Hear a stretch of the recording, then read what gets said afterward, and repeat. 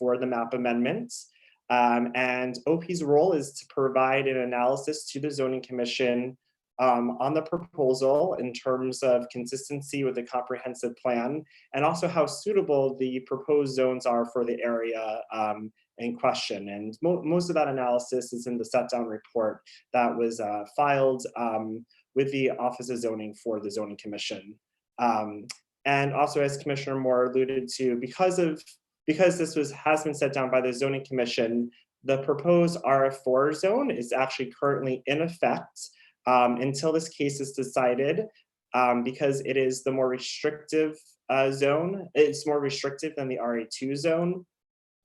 And the existing MU4 zone continues to stay in effect until the case is decided, because that is more restrictive than the proposed MU5A zone.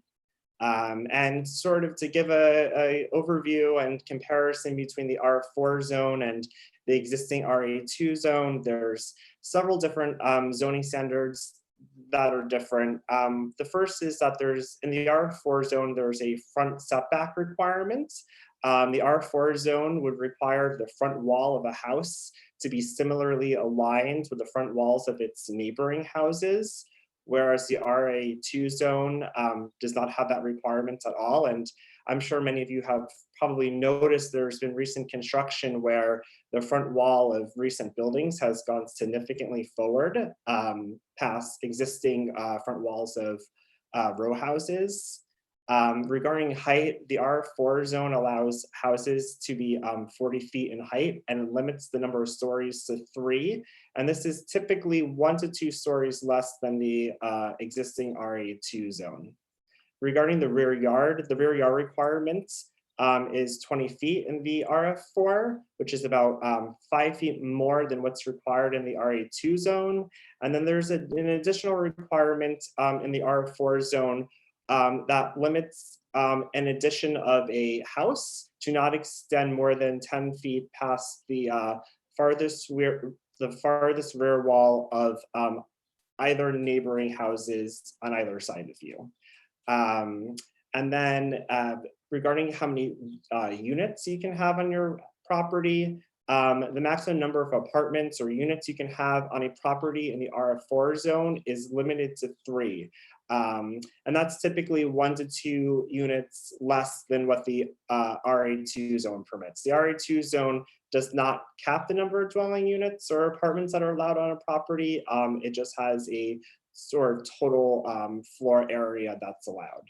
So sort of in summary, the R4 zone would provide additional zoning standards that would make the size and scale of new additions or new houses more in line with the row houses that already exist in the neighborhood. And it also has the potential to encourage development of larger, more family-sized units, because it does have a cap on how many apartments are allowed per property.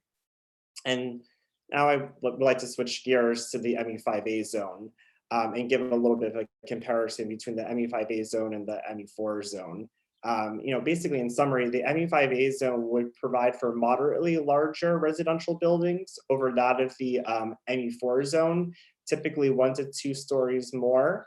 The MU5A zone would provide more opportunities for apartment buildings of 10 or more apartments to be developed, which in turn means more affordable housing options, because these buildings would be required to set aside some of their units for affordable apartments. And then of course, the commercial uses that you typically find on the first floor of these buildings along Benning Road would still be permitted. So the zone really allows sort of ground floor commercial uses with residential apartments above. And so in terms of sort of just next steps for this whole process, I would encourage everyone to who would like to read additional information about the application to visit the Office of Zoning's website. And you can access the case file through what they call the Interactive Zoning Information System. And you can search for this application under the number 19-30.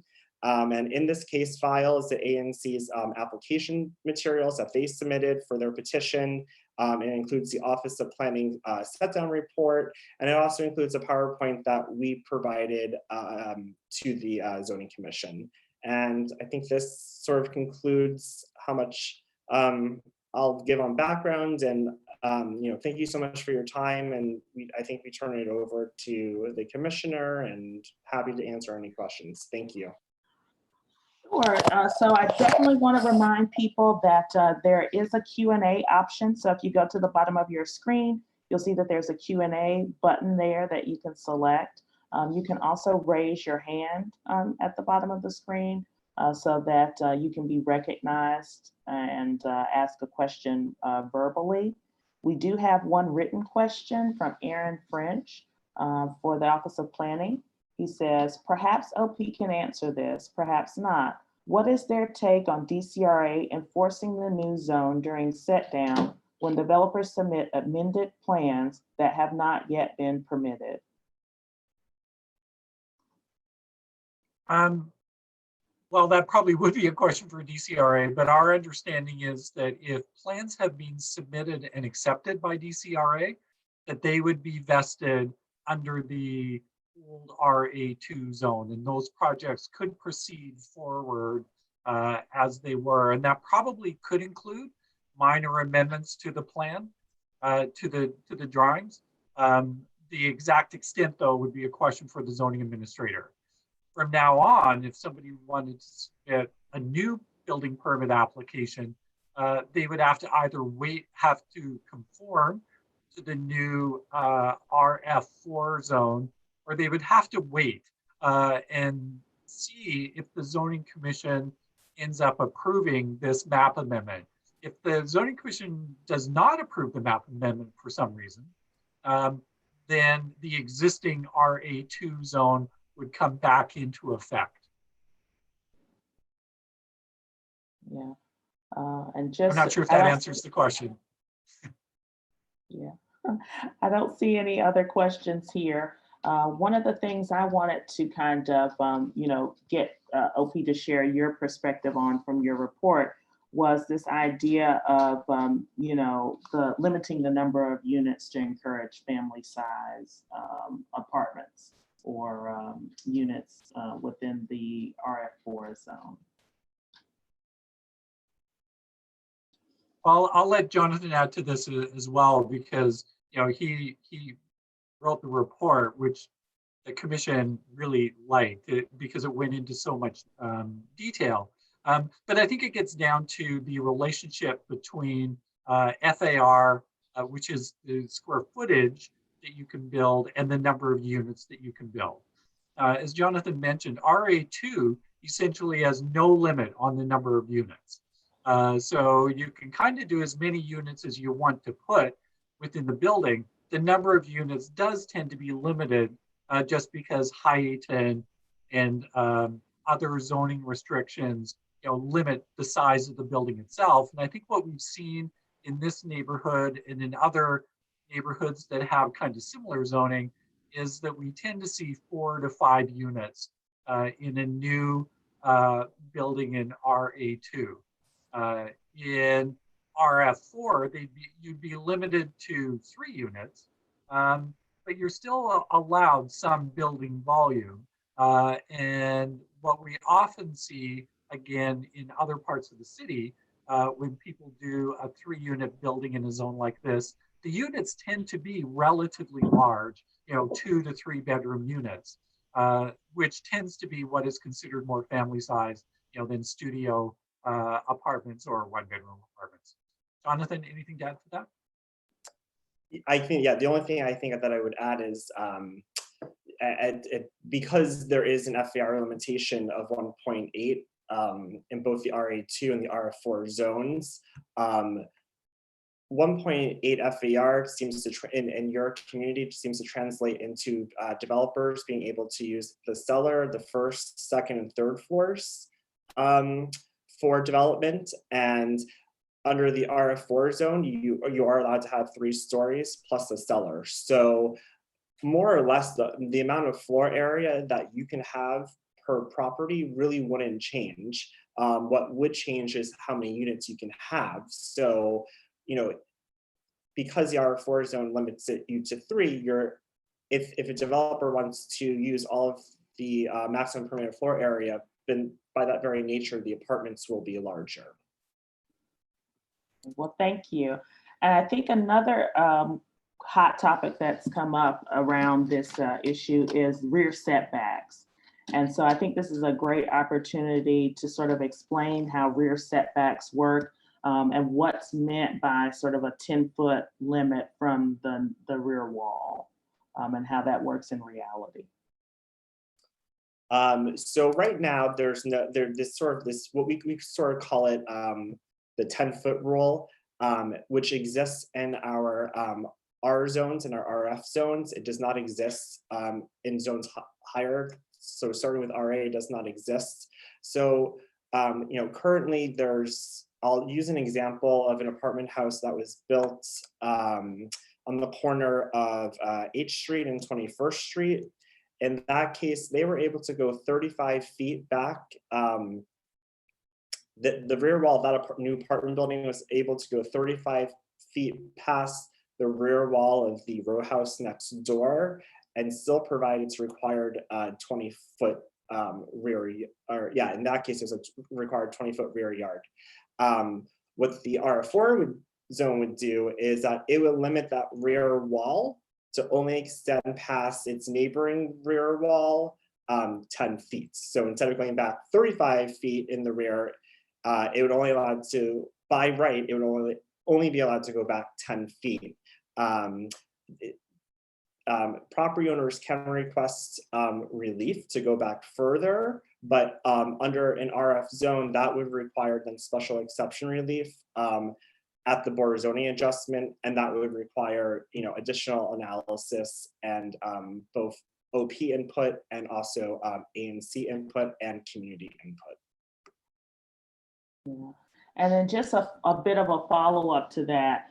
So that setback requirement or the 10-foot rule is measured from the rear wall. So let's say the neighbor already has a rear extension, that's measured from that neighbor's rear extension. Would that be a fair analysis of that? That's right. It's based on just whatever the built condition is next door. So if they've already done a rear extension, then you measure from the end of that extension. Okay, so we have a question here from Joanna. With the increase in salaries in the area, are the new units truly going to be affordable to the current community? Also, is there an estimate of what the rent will be for a 2-bedroom?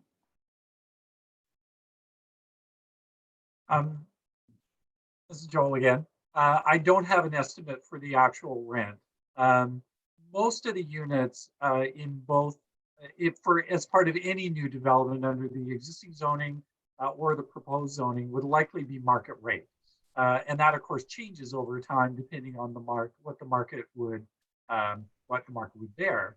The difference, and what Jonathan was getting at, is that particularly with the change in zoning from MU4 to MU5A, more of those projects would typically, just because they're a little bit bigger, be required to meet our inclusionary zoning program, which is our affordable housing program that applies in most of the zones throughout the city.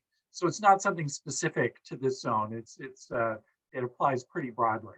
And the inclusionary zoning program requires about 8 to 10% of the units be set aside at a rate which is equal to 80% of the median family income for rental buildings, or 80% for condo buildings, and 60% of MFI, median family income, for rental building.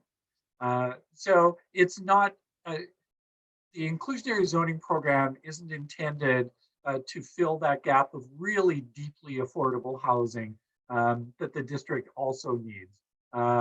And that tends to be met through other programs administered by DHCD and other departments, which can help to address those deeply affordable units. 60 to 80% tends to be at the lower end of workforce housing. But certainly less than what market rate would be.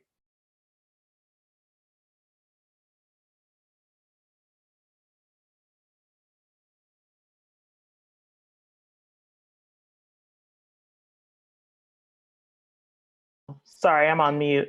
Just one quick thing I wanted to add to the conversation about affordability is the fact that, zoning isn't the end all be all in terms of what we can do in terms of affordability, but what we can do as part of this rezoning process and conversation is to put ourselves in a better position to negotiate for those kinds of things, or to make it more likely that those things will happen.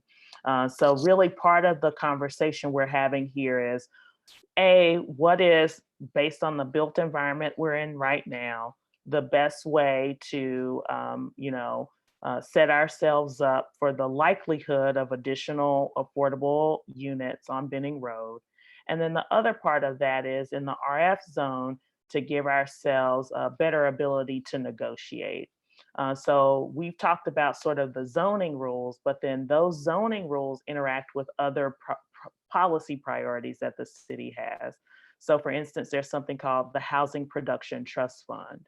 And that's how our city is able to afford to contribute to some affordable housing programs. Part of what this change does is it puts us in a position to say, okay, you're requesting additional square footage in this RF zone, on this particular lot. You contribute so much to the Housing Production Trust Fund, which helps with affordable housing in our city, and that gives you an opportunity to get that additional square footage. Right now, I've only seen one project of all the projects going on in our community actually participating in the trust fund so far. So this puts us in a better position to make those kinds of things a priority when we are having negotiations with developers. If they have special requests for zoning, to say that, hey, affordable housing is a priority for us. Here's one way that you could contribute. And that's just kind of one example of sort of putting yourself in a better position to have leverage to support your priorities. Yeah, but I don't see any other questions or any other hands raised for the Office of Planning. So I'm going to assume that folks are pretty clear on this topic. Yes. The last thing I'm going to ask from the Office of Planning, Evelyn, I don't know if you had anything you wanted to share about the status of the comprehensive plan with folks who are on the call. Hi, I'm Evelyn Kasongo, and I'm the Ward 1 and Ward 5 planner with the Office of Planning. As it stands now, the comprehensive plan is with the council being reviewed, and we looked at all of the amendments and provided comments based on our exception or the reasons why we did not accept the amendments that we received. So we appreciate all of the amendments that we received from your ANC, and look forward to moving ahead as we get the approval process for the amendments.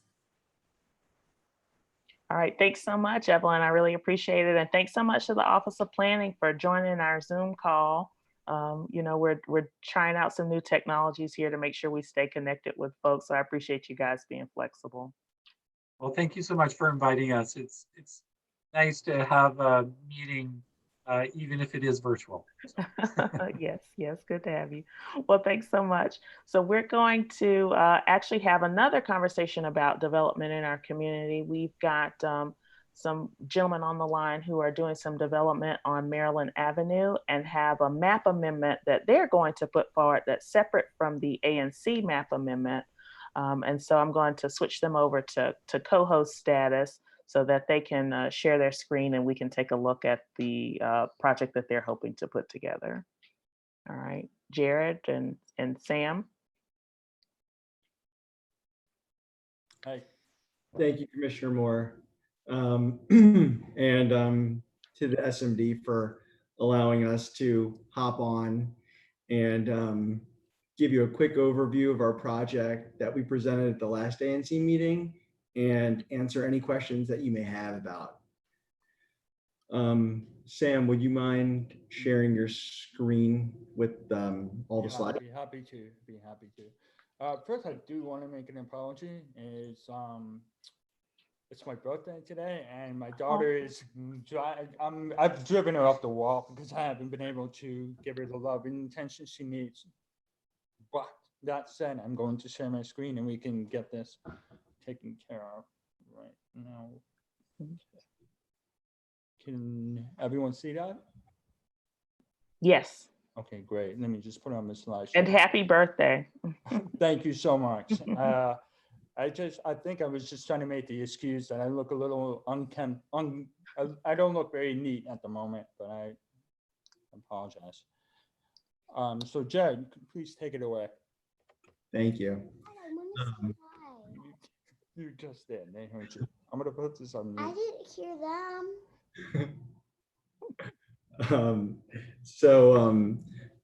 Thank you. I'm Jared Kahn. Just a very brief intro. I've moved to Washington D.C. around 20 years ago. Why don't you have this? For the majority of that time, I've been involved in the local real estate industry, focusing on urban infill. I also worked for the Deputy Mayor for Planning and Economic Development under the Fenty and Gray administration. And I'll just pass it to my team members as well to quickly introduce themselves. So I think I know Sam's here. I don't know if Yeah. Anthony is here, but I just wanted to pass it over to you to give a quick intro. Sure, thank you.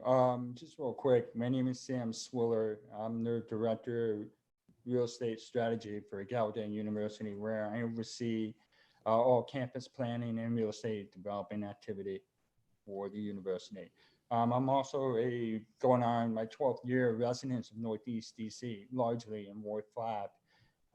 So I'm very invested personally in the area. I feel very a strong affinity, and I really do hope that we are bringing good things with our personal project. I believe we are, but that's it. Excellent. And so Anthony, I know, is here as an attendee, but he's our other member of our team. Okay. Let's see. I don't see Anthony here as one of the attendees. Is he logged in by his phone number? If you Anthony, if you're on the line and you want to raise your hand. It might be August Williams. Okay. Okay, got it. Cool.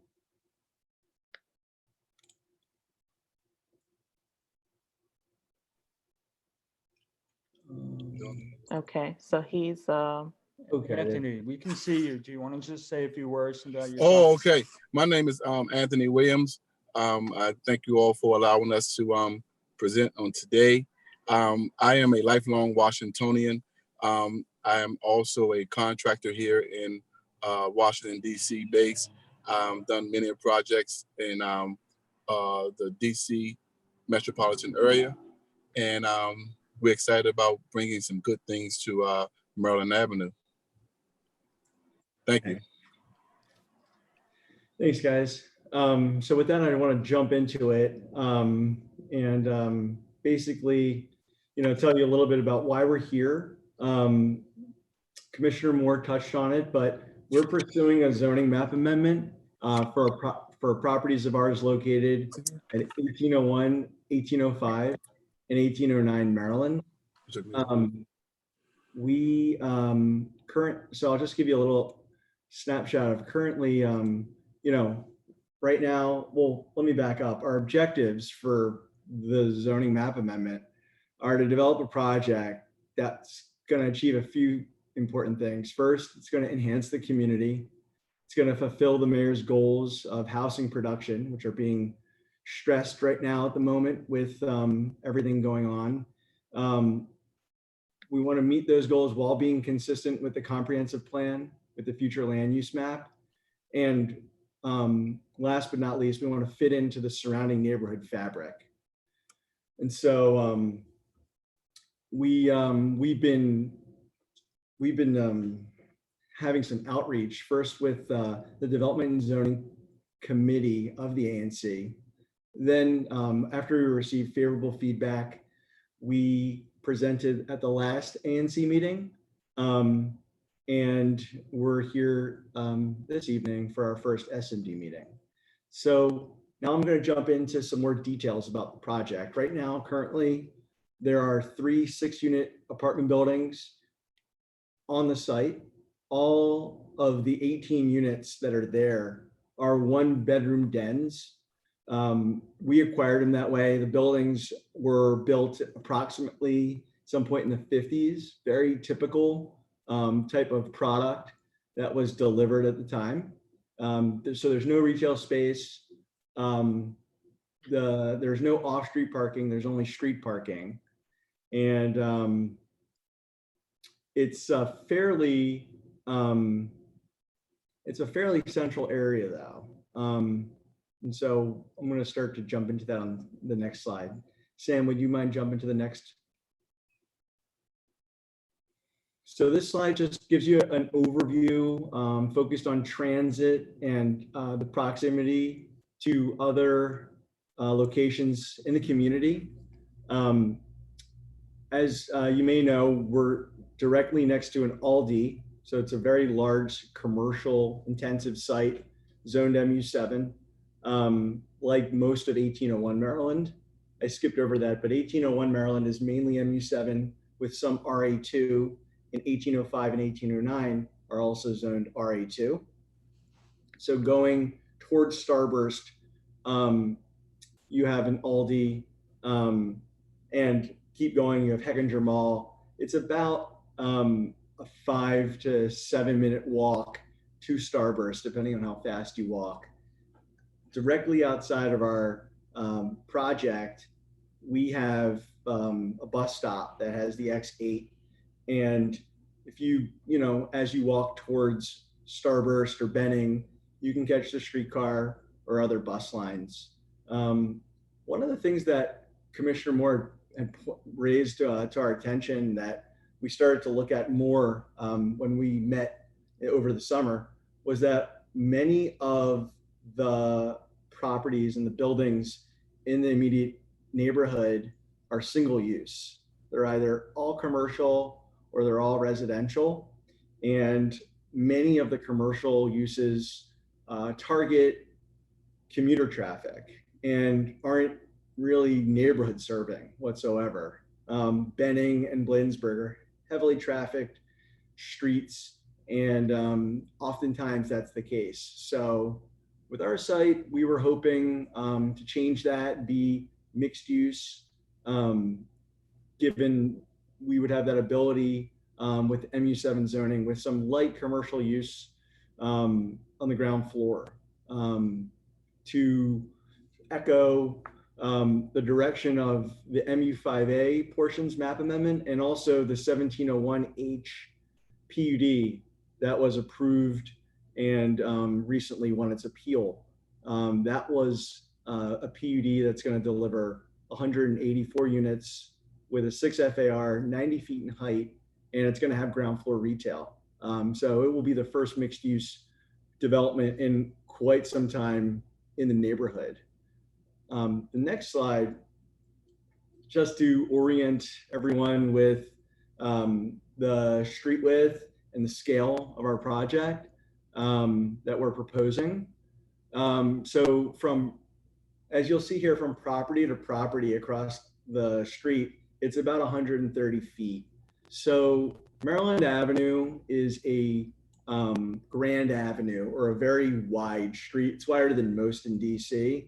And that's not just what sets it apart. There's also a 20-foot building restriction line on each side. So what that means is basically, even though the building restriction line encroaches into the private property on the front lot, it's treated essentially as public space, and that the buildings, the structures have to set back 20 feet from the public right of way. So it allows for ample space, as well as lots of trees, greenery, and maintains that natural light continues to penetrate along the corridor. Creates a really nice setting that we have. We appreciate it. The next slide just highlights the RA4 zoning, which is what we're proposing to replace RA2. it goes into just your general bulk of what goes with that, which is lot occupancy, height, rear yard setbacks, side setbacks.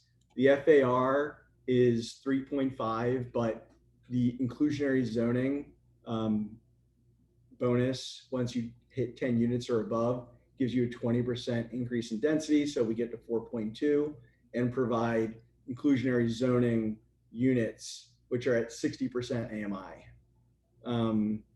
And this just highlights a hypothetical massing that's subject to change as we get into it further along about what the footprint would look like at the site. So the next slide, it gives you context from the other way facing the properties. So we wanted to give a look at the rest of the block from right to left, or to orient you. It's from the Starburst intersection heading east up that hill. As you know, there's significant steep grade on Maryland Avenue. So to the left of what the slide that you're looking at, there's 1825 Maryland Avenue. It's a 4-level multifamily property. There's actually a 5th, somewhat on grade in the back. And, but because of the elevation that it sits on, it feels more like a 5 to 6 story building. One of our goals when we were looking at the site was to establish a smooth transition between the heavy commercial use that is Aldi on the other side, and to just smooth that being the transition from commercial use through to the rest of the neighborhood, and echo some of the objectives of ANC 5D's map amendment, which we just spoke about, or that concentrates mixed use development along the primary transit corridors of the neighborhood. So that basically wraps up our presentation. We wanted to make sure that anyone who had a question, we'd be able to answer it. And we have not yet filed, but we hope to do so soon. And we're going to be working with the Office of Planning and making sure that all the objectives and analysis are covered. And we'll return again. We're planning to present at the next ANC meeting. And ultimately, we'd like to get your support. Thanks. So we do have a question here from Aaron French. Hi guys, thanks for the presentation, Jared. This slide that's up right now is actually the one I have a question about. So looking at this and the proposed development, there looks to be a building smack in the middle here that would be dwarfed not only by 1825 Maryland because you're on the slope, but also more so by your proposed project. So I'm curious to hear from you, especially considering your comments about access to natural light and so on and so forth. Do we know what's happening with that building? Are there plans to redevelop it? Is it for sale? What's going on with that one and the residents in that building? Thank you. Thanks for the question. So we've been reaching out to the owner, and we've spoken to the owner about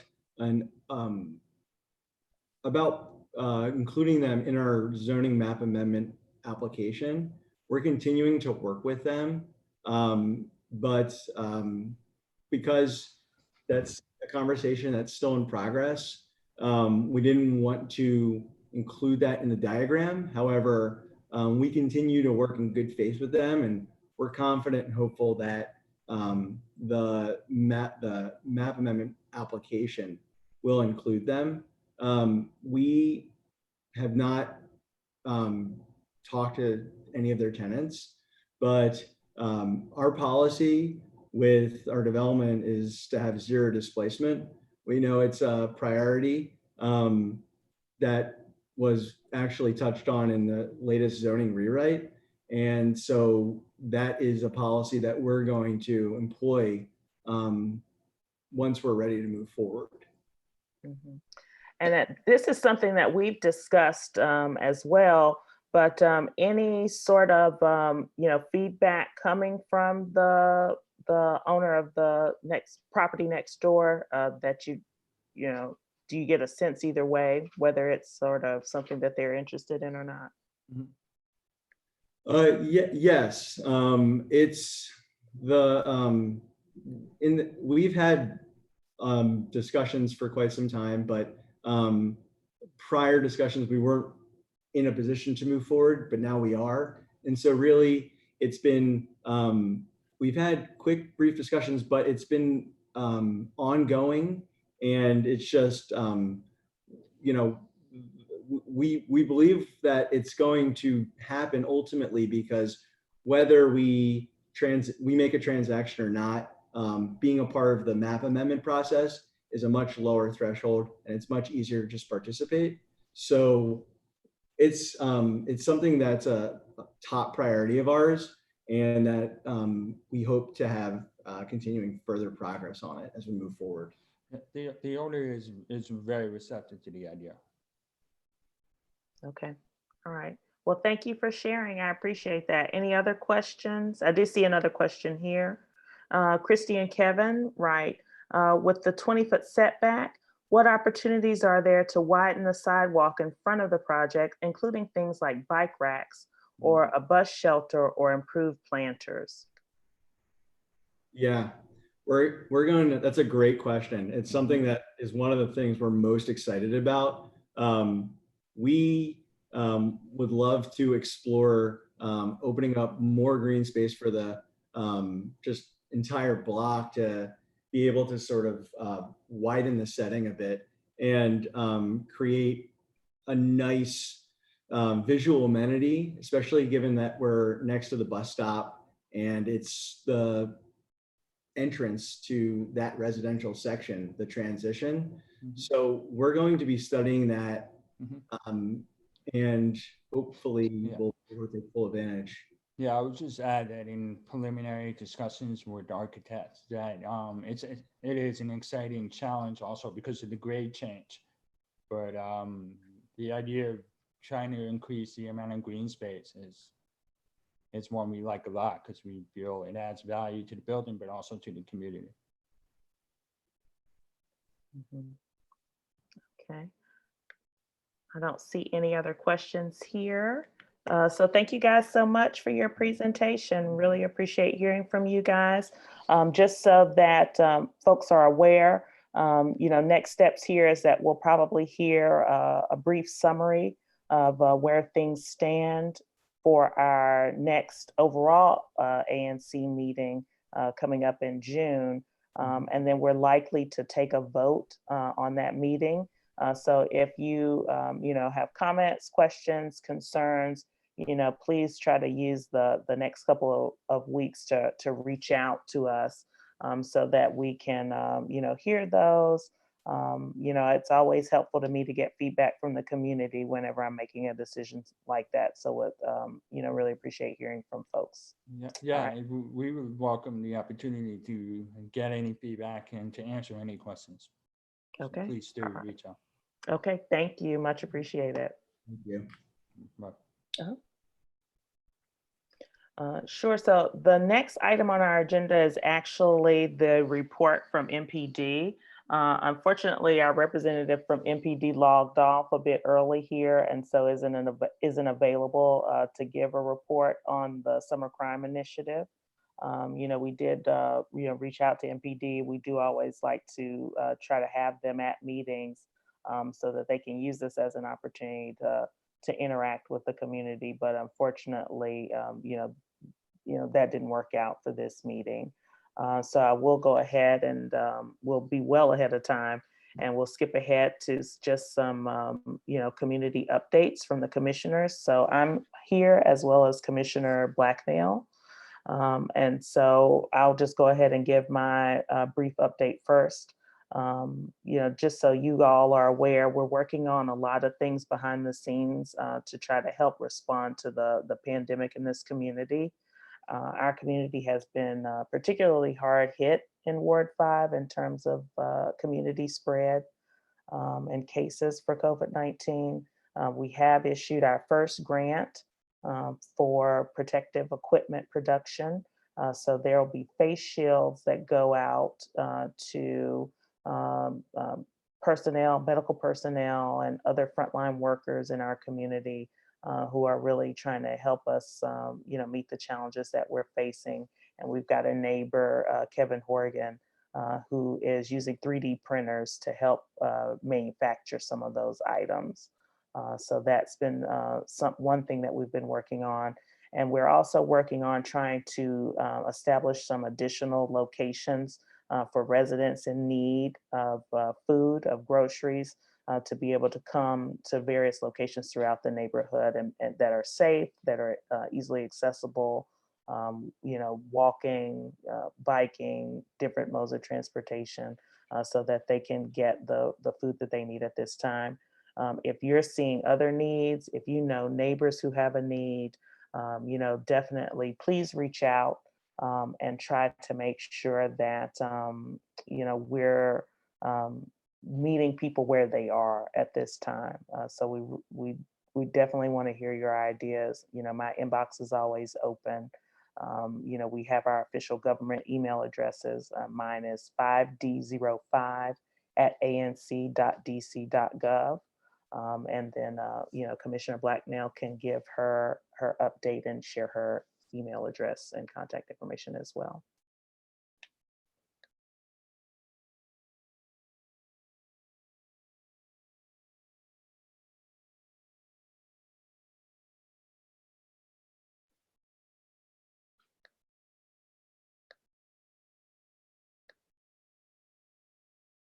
Commissioner Blacknell, I think you're on mute.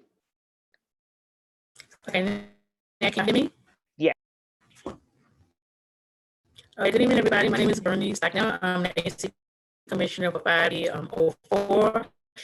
And I just like to give an update. I know it's a lot of shooting everything in the area. We, Commissioner Moore and I, we recommend there be cameras put up in some high areas, and hopefully we will get them cameras put up in these high areas, especially on the corner of 21st and I Street on the 900 block, and also in Langston, the circle around G Street. It's taking a little bit of time, but we have put in resolutions for these cameras and everything, and I just hope that here I plead and get in these cameras and everything. Also, there's an update in reference to Spingon. I really don't have the full details on that yet, but as I get the updates, I will be informing y'all. Okay. All right. Well, thank you so much. I think we heard most of that around the cameras on 21st Street and some of the things we're doing to try to help encourage public safety. That's been a big issue for us during the pandemic as well, with everyone at home, seeing some of the issues that we're having. So that's been a major priority as well. I just want to thank everyone. That's all we have. I don't see any questions from the public. So I just want to go ahead and adjourn the meeting. Oh, we do have one question. I spoke too soon. Joanna's got a question. Joanna, if you want to go ahead and share.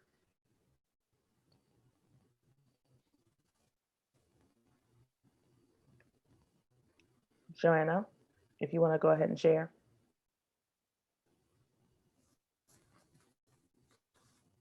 You're live. We can hear you if you want to ask your question.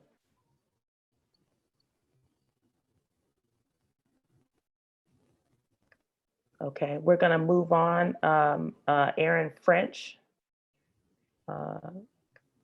you're live and able to ask questions now. I think I accidentally hit the raise hand button. I don't really have a question. But thank you guys for doing this. It's nice to get the updates, virtual or not. So thank you. Okay, well, good. Well, thanks. Thanks for joining us. Okay, Ms. Diggs.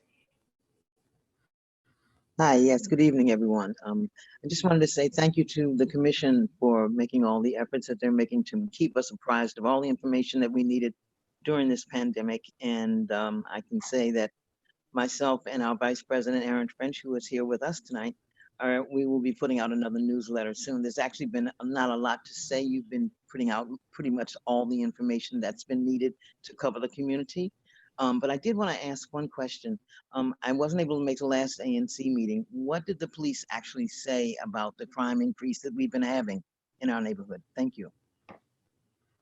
I'm sorry, I couldn't hear the tail end of what you said there. Did I miss the last ANC meeting, and we don't have the MPD report tonight? So I wondered, what did the police say at the last ANC meeting as to how they're going to deal with the crime increase that we've had before the pandemic, during the pandemic, and presently? So I think one of the things that just frankly for me has been disappointing is that I haven't heard a lot of that. And so we've done a lot of there have been some changes. You know, we had Captain Rosenthal, you know, who had stayed on with us and had, you know, continued even after the Summer Crime Initiative had ended. And we just haven't had that type of, you know, communication or feedback. It's been limited around what they're doing. Obviously, I'm a very opinionated person as to what steps should be taken to move forward. And I know the same is the case with Commissioner Blacknell. And so we've shared what we want to see going forward in terms of the placement of additional cameras and some of the interactions we'd like to see, you know, just on other areas that we can control, like adding speed bumps on 21st Street, adding additional patrols to some of our hot spots. You know, we know where these places are. You know, sadly to say, you know, it's not surprising when you hear that there's another issue that's broken out on 21st Street. And so we've been very proactive about offering that feedback. You know, and we have seen additional officers. You know, we made the request to be a part of the Summer Crime Initiative. And so we definitely wanted to, you know, make sure that we're getting whatever resources we possibly can to help address some of those issues. We've also requested violence interrupters, and there's been a change in personnel there as well. And so there's been some training going on to get the new personnel up to speed and get them working on establishing a ceasefire between some of the crews that are going back and forth and doing some of the shooting in our community recently. So can I ask, is Captain Rosenthal, has she been replaced? I got any indication that indeed there's someone else in her place. Yes, she has been replaced. That's So unfortunate. her replacement, yeah. So her replacement is Captain Jerome Merrill. He did attend briefly the overall ANC public meeting and was on briefly tonight, but was unable to stay on the line. Well, that's unfortunate. We were creating a very positive relationship with her. So maybe we can do the same with him. Hopefully. Thank you. Thank you. All right. And I do think we've got Joanna back. So Joanna, if you want to go ahead and share with us. I think you're on mute. Hello? Yes, you're unmuted, so we should be able to hear you now.